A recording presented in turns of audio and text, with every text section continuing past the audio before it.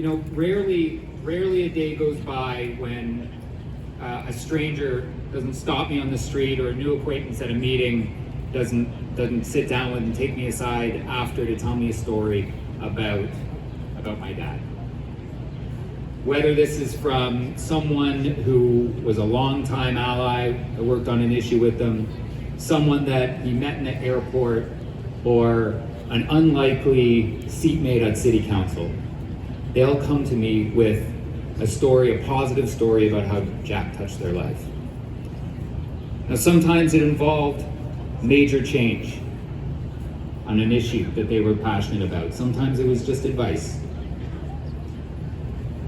But it was in those stories that I realized just that level of impact and that lasting legacy that Jack left. You know, he said, and I'm paraphrasing or probably going to get the quote wrong, and I know he took it from someone else, but always have a dream that's longer than a lifetime.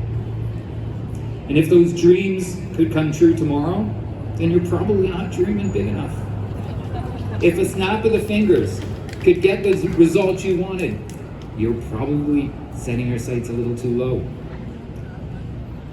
Now, I know that he loved to have audience engagement and opportunities like this. I don't have a call and response for you, but by a show of hands, how many of you worked with Jack on an issue?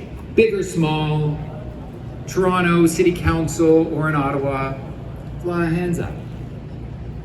How many of you were inspired?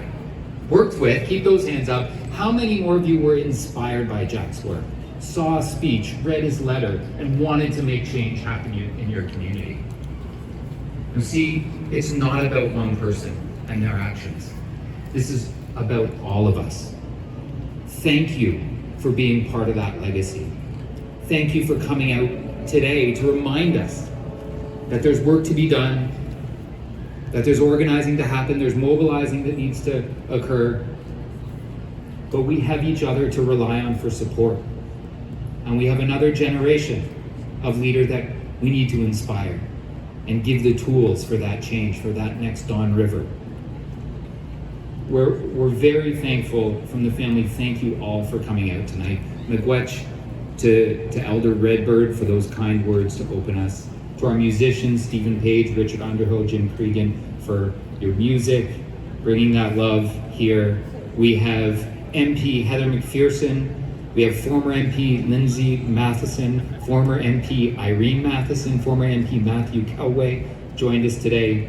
We were joined by Premier Doug Ford, and I will say, I've heard that Premier has offered Olivia a ride home to get home safely after some late night events. Now I'd offer to tune up the actual tandem bike. I would just make do us all a favor, Mr. Premier, and perhaps take our favorite section of the Bloor Street bike lane to get her home.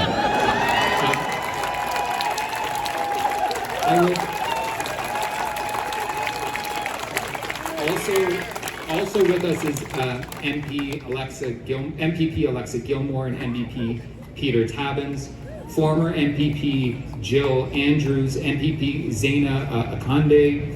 We have Councillor Alejandra Bravo, Deputy Mayor Asma Malik's here, QP President Fred Hopp, ELC President Siobhan Vipond, Executive Director of the Broadbent Institute Jennifer Hassam, Executive Director of the Douglas Caldwell Layton Foundation Josh Bijak, TDSB Chair Nathan Shan.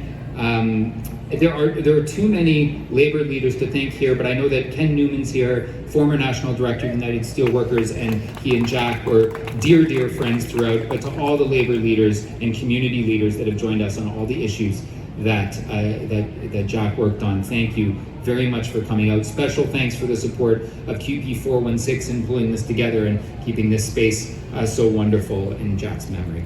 We really appreciate it. Thank you so much.